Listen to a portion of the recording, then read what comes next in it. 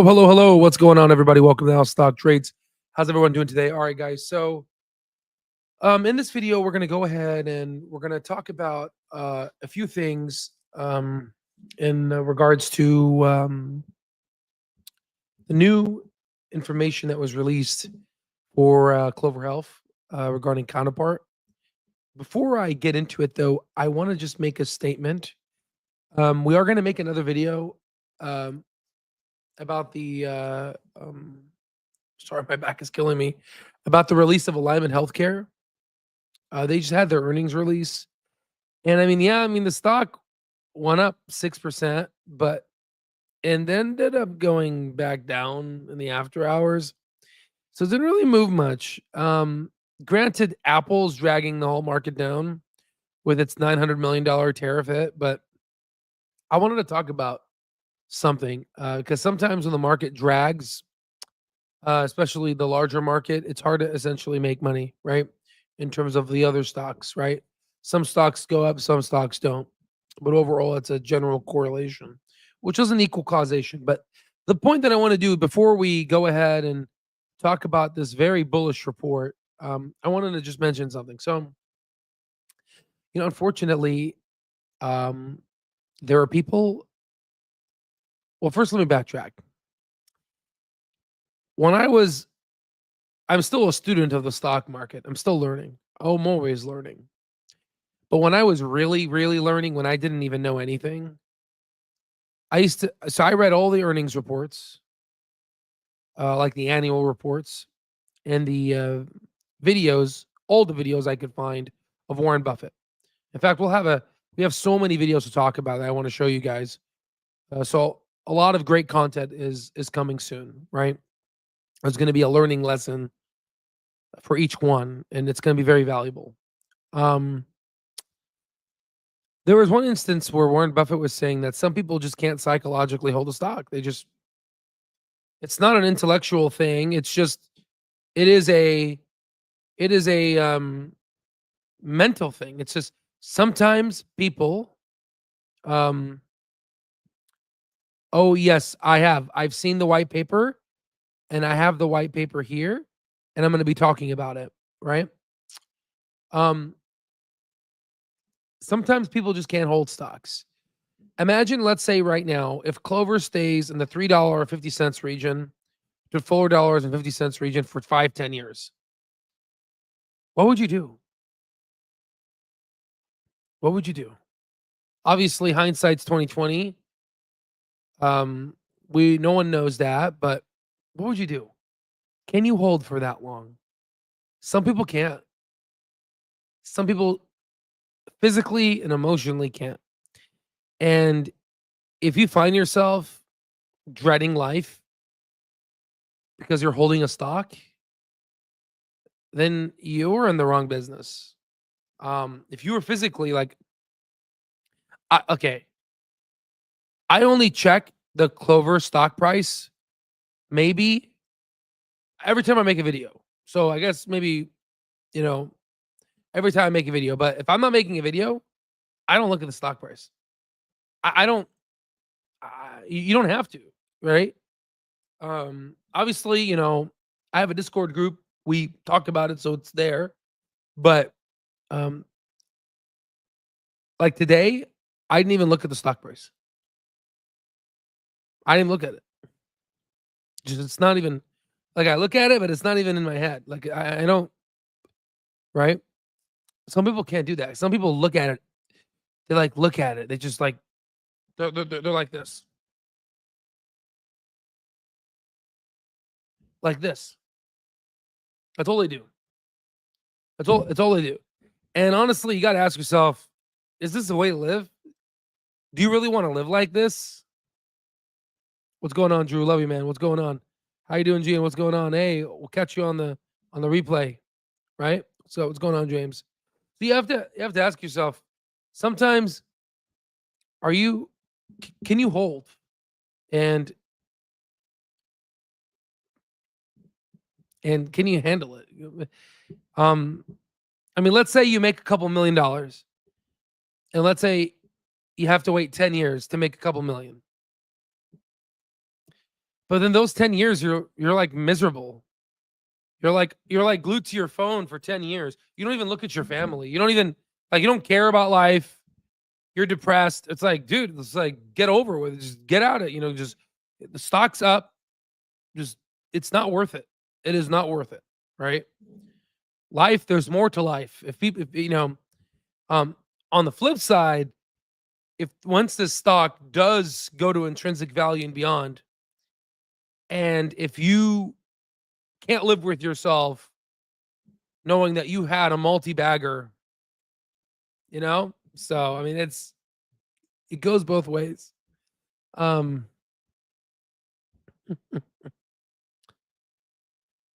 uh so I hope that this is a good little preface. With that, let's go ahead and talk about alignment. Oops, alignment. Sorry, I was reading about alignment here. Sorry. Let's talk about Clover. So Clover Health went ahead and just released their counterpart white paper. It says driving clinical excellence in chronic disease counterpart assistance role in heart failure care. As of now, it was up on the market by about 2%. But it went to $3.40, but I think with the whole Apple thing, it pretty much fell back down. There's literally no movement. Nothing happened. And if you look at the primary care physician side, the white paper said that the counterpart assistant is associated with better clinical management and fewer hospitalizations, 18% lower, and readmission rate 25% lower in heart failure patients. Well, first off, what does hospitalization mean when you go to the hospital? So 18% lower. Okay. What is readmission? People that go to the hospital and then they leave and they come back. So that's that. So that they're 25% lower. You could go ahead and talk about the data in terms of at counterpart, we are committed to we already know this. We've read stuff like this. I'm gonna, I'm not gonna talk about things that you can already read. I'm gonna give you my insights, okay? Which I have them here, but I want to just take a moment and take a look at the data. So first things first, what I like to do. Well, oh, what's this? I like to look at who wrote the paper. One of the main authors. It's this guy. He's the CMO of Counterpart. He has an MD PhD. He's actually a cardiologist. We have some connections. He is a cardiologist in training. In fact, he's an electrophysiology cardiologist, meaning that he did extra years of training. This is really good. He has about 3 years experience of internal medicine house staff. I don't know if that's his residency, since he is including fellowship, maybe? He is including fellowship. So obviously he's done internal medicine. You kind of have to do cardiology. But ultimately, this guy is well trained in his craft, and he's a PhD, so he's academic and knows how to do research. Specifically, he's done postdoctoral research in long QT syndrome, which can cause torsades de Pointes and can unfortunately lead to sudden cardiac death, which is pretty cool. That he had some research into this and has some experience in biotech related patents. So this guy's definitely above average. Has the goals and the experience to be a chief medical officer, right? So there's that. Has some Apple experience, probably trying to develop and regulate a medical device product, which is impressive. Another person who I did not look at is this person here. Who's this person? This person. Nope, that's not him.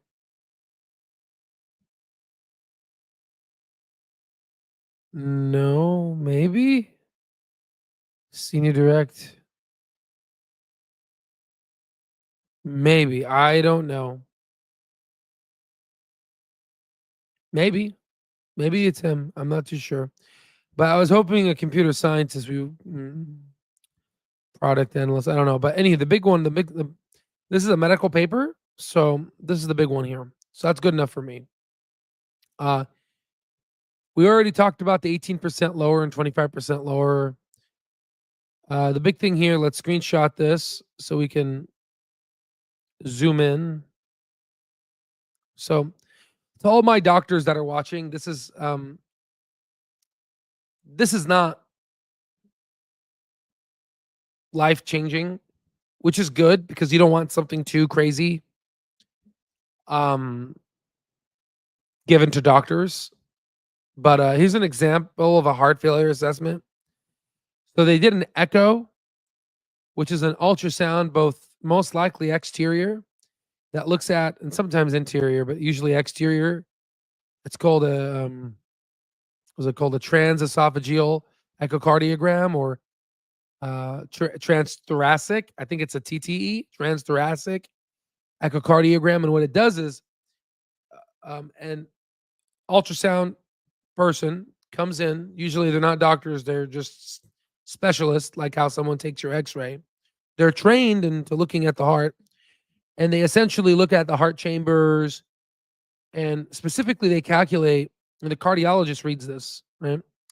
And they all ultimately make the impressions and dictate the results. In this report, which you can click on view document, it brings it to your attention, and it says, hey, heart failure, right? This person has an ejection fraction of 35. Now, for folks that don't know what ejection fraction is, we got to kind of get to the books here. Ejection fraction, well, first let me, I should, I don't have to use Google. I can explain this because this is my field, right? So the ejection fraction is the amount of blood that's exiting the left ventricle, right? So there's a certain percentage that the normal ejection fraction is, and I think the normal is around 50 to 70%. We call it 55 and above. So if someone has a low ejection fraction, what does that mean? So what does it mean when someone has a low ejection? Well, first off, what is ejection fraction? To understand that, let's just dive a little deeper for people that don't understand this, if you want to know more. So essentially, this is stuff I don't want to talk about, outside of medicine, outside of, but I have to, we have to explain it. Okay. So that's fine. So, okay. So you have a heart. Okay. The heart has 4 chambers. Okay.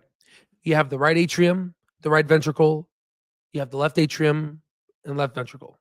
Okay. You have blood that gets carried from the arteries to the veins, right? The arteries is oxygenated blood. The veins is deoxygenated blood. Okay. The veins essentially pull deoxygenated blood, and they go through different systems. Some go directly into the cable systems, and other goes through the portal system. Depending on where it goes, it all collides into something called the inferior vena cava, all the way up to the superior vena cava. Like the top half goes to the superior vena cava, the bottom half goes to the inferior vena cava, right? And what that does is all the blood that's deoxygenated, that the muscles use the oxygen, right, goes into the right atrium. Okay. The right atrium then pumps blood into the right ventricle, and the right ventricle, through the pulmonary artery, it pumps blood into the lungs, right? Why does the body want to pump blood to the lungs? This ain't rocket science. What do lungs do, right? You inspire and you expire, right?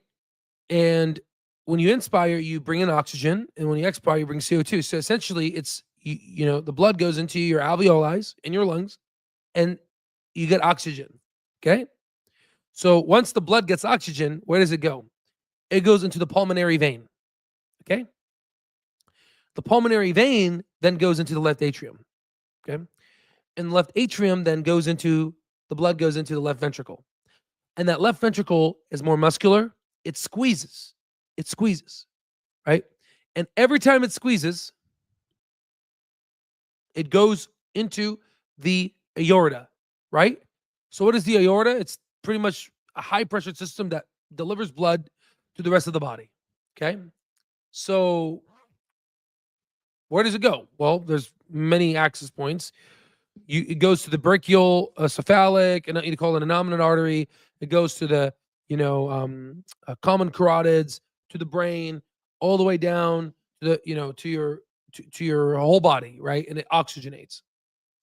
The problem is what is the fraction of blood that when the left ventricle pumps, what's the fraction of blood that ultimately goes out the body? If it's under 55%, this is bad, right? What happens when only 35% of the blood leaves the heart to the body? Well, you get backup. Where does the backup go to? Well, the backup goes to the lungs. So you start getting something that we call in medicine orthopnea. They're going to say, "Hey doc, for some reason I'm sleeping on the chair now. I can't breathe. I'm starting to sleep with a lot of pillows," right? So this is called orthopnea, right? They're also going to have fluid in their lungs. They're like, "Hey doc, I can't really breathe. I'm having some shortness of breath." They call this dyspnea, right? These are Latin terms, right? Right. So what? Okay. So blood backs up to the lungs. Okay. So it goes back from the left ventricle to the left artery, to the left atrium, to the pulmonary vein, back into the lungs, and then blood starts basically pumping back into the right ventricle. So then now, left heart failure can give you right heart failure, right? So how does this exhibit from a patient? Well, you can start getting pitting edema. What is pitting edema? We talked about this before many videos ago. But when you go in and when you clinically examine the patient, you press on their knees, right? And you go up. And what that does is you press on it and it's like an olive shape, almost like it's like your fingerprint stays on their lower leg, right? Try it out. See what you find, right? Who knows? You may find something, right? Who knows? I hope not, right? So that's because the fluid is backing up.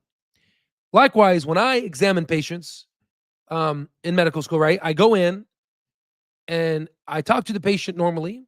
I'm like, "Hey, how are you doing?" I'm just going to go ahead and put my hand right where your liver is.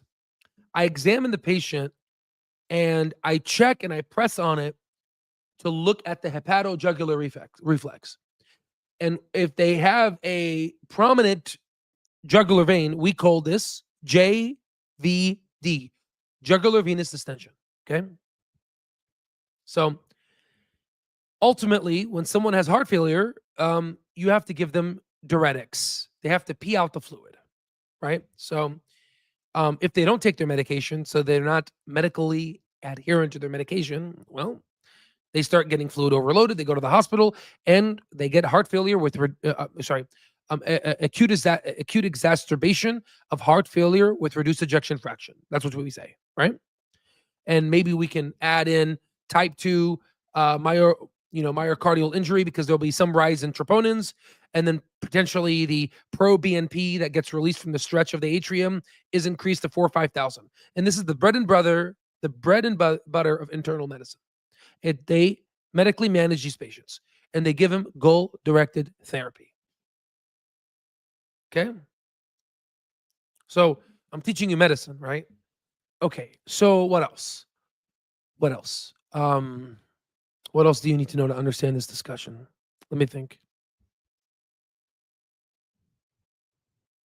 Yeah. So the problem is patients don't understand that the medication they're taking actually saves their lives.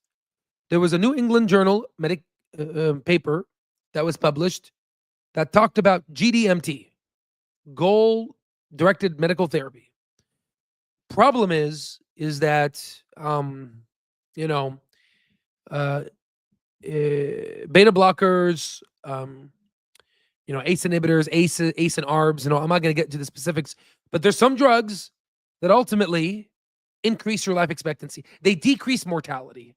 So if you're not on these drugs, you have a higher likelihood of dying. And if patients don't take these drugs, they have a higher likelihood of dying, and most likely they show up at the hospital a lot because they're like, doctor, I can't breathe. Doctor, I can't I can't, I'm sleeping with a bunch of pillows. And we go in, we put IV furosemide, and then and sometimes torsemide, depending on how they respond, Bumix, right? We do the conversion, right? And then we go in and we try to pull out the fluid. But guess what? This is a hospital stay. How expensive is hospital stays? They're almost like the highest one for readmission rates, and you'll see in the paper, right? So that's a lot of money. Why do you think medical cost ratios are up? 10,000 Americans turning 65. Number one killer for both morbidity and mortality is heart disease, for one, obviously cancer, but heart disease. So you get all these heart failures with reduced ejection fraction with exacerbation comes in, and what happens, right? So ultimately, there needs to be something done.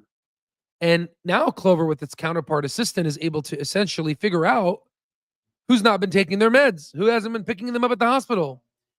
And their predictive AI models now is able to say, hey, this person is at risk of decompensating. They're about to go to the hospital in the next 2 weeks.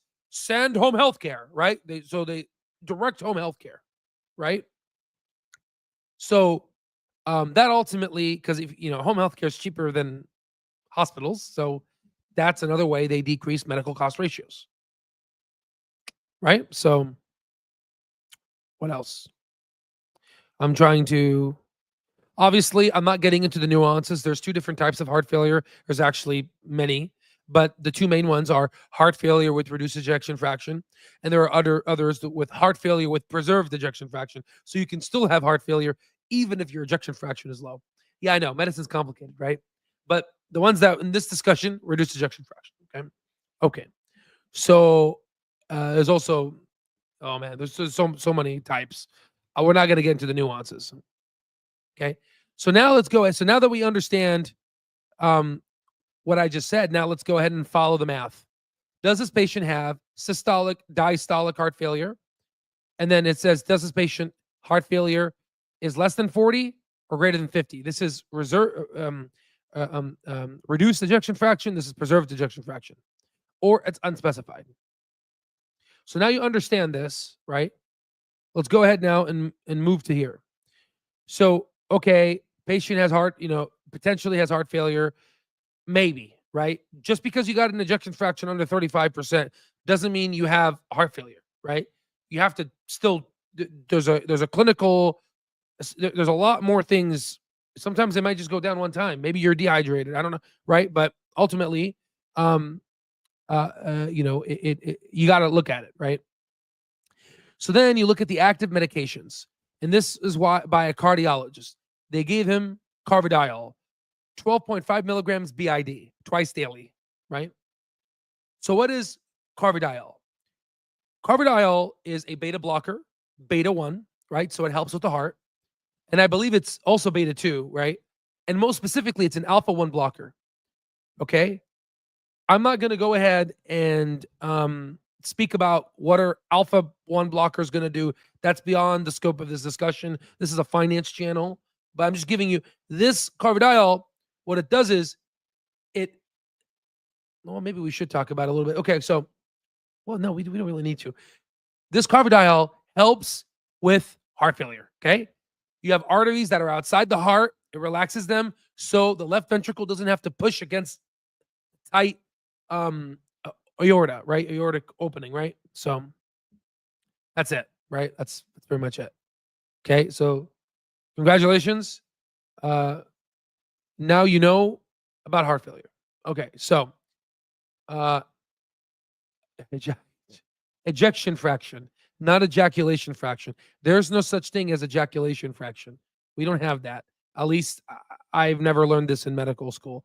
Perhaps if any urologists are on the call, maybe they can enlighten me, but I have not heard of anything with ejaculation fraction, ejection fraction.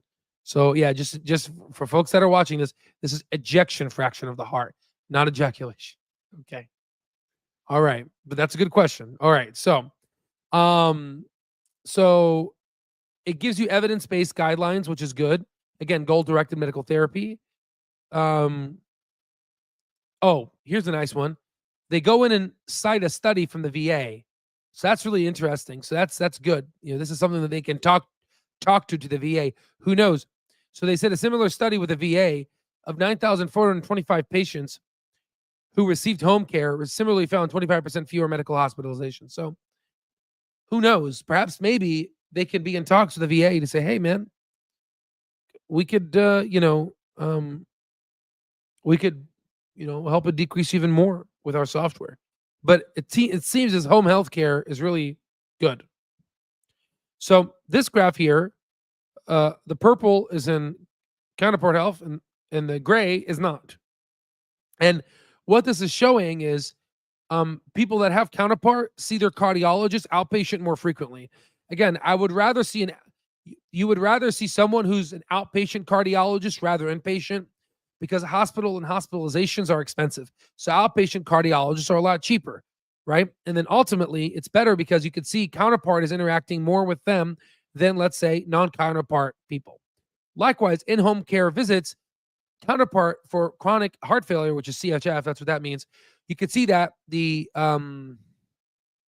Counterpart patients get more home health care because the CA, Counterpart assistant, is able to flag versus the non-people. Patients with home visits, only 12% versus Counterpart's 22%. And patients with 2 or more home visits, you can see Counterpart is still up there.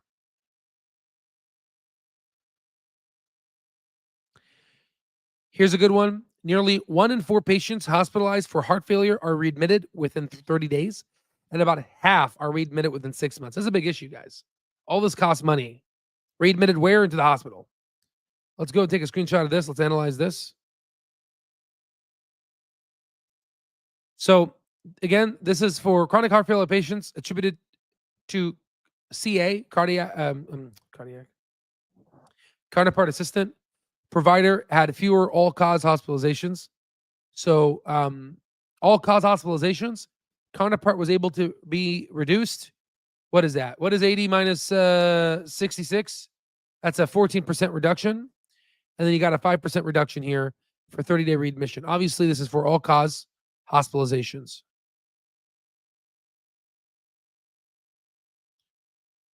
And there's your citations. So, but overall, probably read that wrong. They're saying including lower average number of all-cause, 18% lower. So I'm sorry, I calculated it wrong. So it is 18% lower, which is good. And 30-day readmission is 25% lower. Very bullish. Okay. So now that we did this, yeah.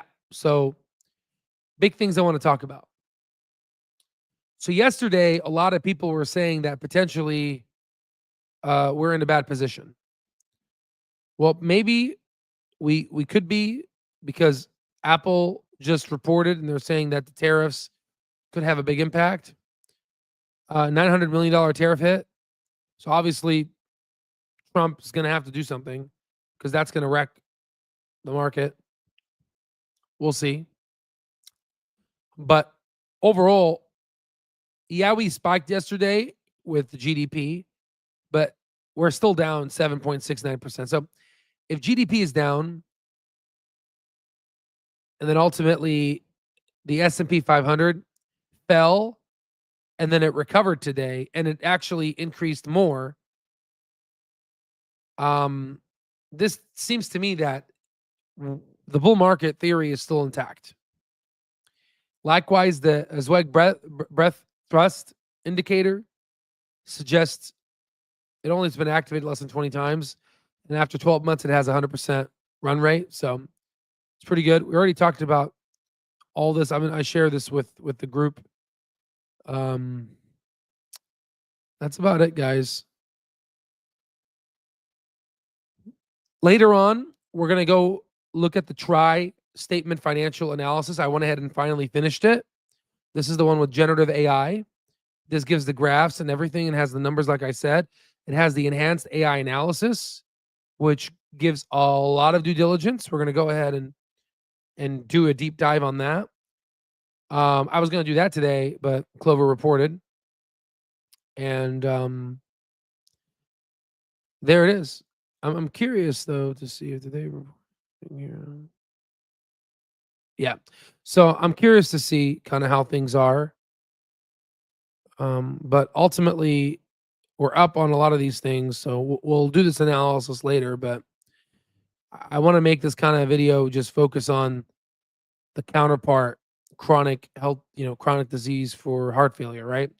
So let me go ahead and look at the things here. Let's see here. Hopefully on show ads, I can go back to doing some real strategy again. Premium has been looking for CCs.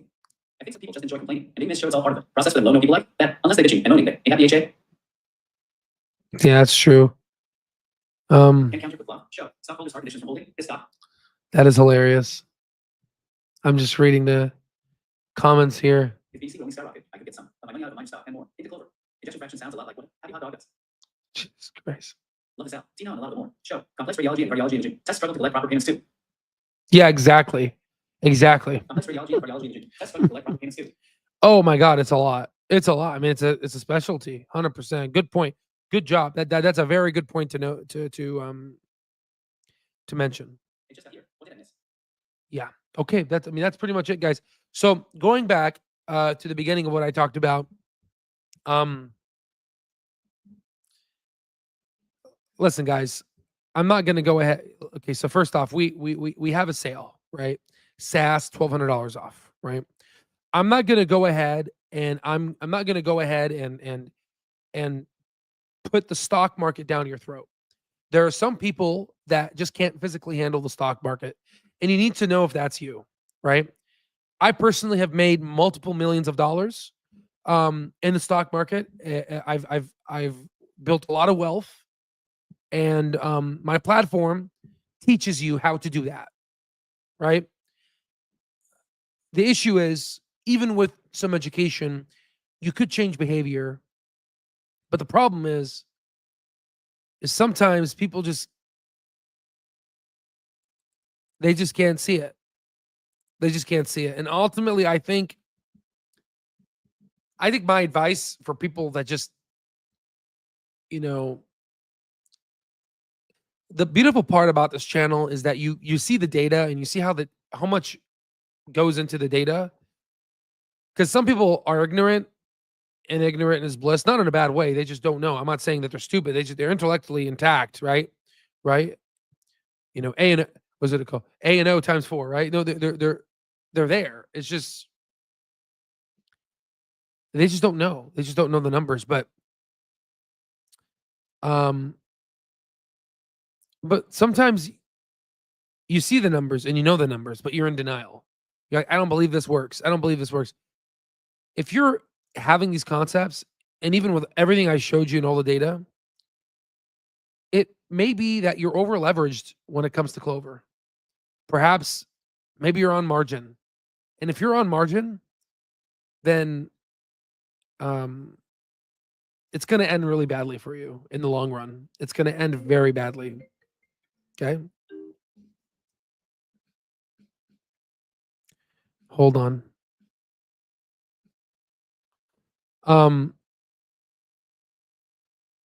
So it let me see here. You're there. Meet you there. Sorry, I have another meeting I have to get to. So I want to make sure. So I have another meeting I have to get to. So okay. So in conclusion, the point here is, if you're on margin, you're screwed. Okay, you're gonna lose your money. Okay, it's gonna happen. One of these days, it's gonna happen, and then you'll be wiped out. It is what I've seen it happen. Right? Sucks. And if you're all in one stock, in the long run, you're going to be wiped out. In the long run, if you keep doing this, you're going to be gone. You're going to be gone, long gone. Okay. You don't want to be too concentrated, but you also don't want to be too diverse, right? We'll talk about that later, what I do, but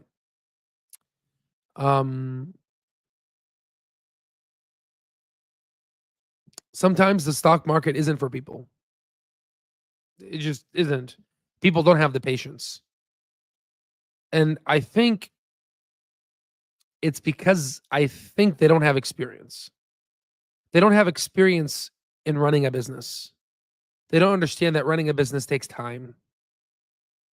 Like, imagine you start your own company. I mean, it's going to take time. I mean, look how long it took us, Al Stock Trades, to build this whole terminal. I mean, look how long it took. It took us so long, right? So, it's tough, guys. It really is. So, that's some people don't have the patience, and you know what? I totally understand. And I mean this with all of my respects. I mean this with all my respects. It's okay to be a boat rower. It's okay. It's okay. It's okay to work 9 to 5. There isn't an error in that. You know what I mean? There's a beauty to it. Right? There's a beauty to it. Right? Being an entrepreneur and an investor is hard. It's not easy. If it was easy, everyone around you would be successful. I mean, I have over hundreds of thousands of dollars of data, right? And I'm sharing you with this data. And even then, it's hard. Like, oh my God, it's hard for people, right? Imagine other people that don't. It's okay to be a boat rower. It's okay. It's okay to work 9 to 5. You're not gonna be able to, in a capitalistic society, you're not gonna be able to capture a lot of that money that you produce, because the people that invest also in your failures, and the risks of the business. They're gonna make the money, but it's okay. It's okay. It is okay. It's not bad. It's okay to be a boat rower, because you'll have more time with your family. I mean, if you can't handle stock price fluctuations, if you can't handle that, and you're not spending time with your kids, or what are you doing, right? Cut the stock market out of your life and just row the boat. Row the boat. And now on the flip side, if you're looking at this and you're like, Al, what the hell are you talking about? Are you going to talk about anything of finance related? And I got to go, right? You're like, what the hell are you talking about, right? Obviously, that splurge wasn't for you. You're going to own the boat, right? And some of the boats will die, right? And some of the boats will win. And you will be owners of those boats. And those boats are, you're going to be wealthy. You're going to be able to do what you want. You're going to be able to travel and get a presidential suite. You're going to be able to get a beachfront view, like how I'm living my life. You're going to be at the top of the game. You're going to enjoy the sweetness of capitalism. But sometimes getting there is hard. It's not easy. It is a tough thing to do. And right, I made the platform. I've put in hundreds of thousands of dollars into this platform, and just to be able to show you what you need to become successful, and our results speak for themselves. That's all I have to say. I have another meeting I have to get to. I'm just back to back today. Love you all. If you can't handle the ups and downs, then probably should invest in funds. Exactly. If you can't handle the ups and downs, then you should probably invest in index funds, right? I'm not going to sit here and I'm going to push down the stock market down your throat. If you physically can't get out, like if you can't handle it, if this is affecting your mental health, you're becoming suicidal, you just cannot, you're leaving your family, at some point you have to ask yourself, is this worth it? Because in 100 years, we're all going to be dead. So who cares if you're a boat rower or you own the boat? Who cares if you don't break out of the matrix? We're all going to be dead in the matrix anyway. Okay. So just pick what you want. You work hard now to have an easy life, or you have an easy life now, but ultimately you have to work hard forever, right? So you choose. If you do decide to be an investor, the All Stock Trades platform is here to assist you with over 2.5 billion outputs of institutionally graded data to take you from zero to hero. That's all I have to say. God bless you all, and I'll see you on the next one.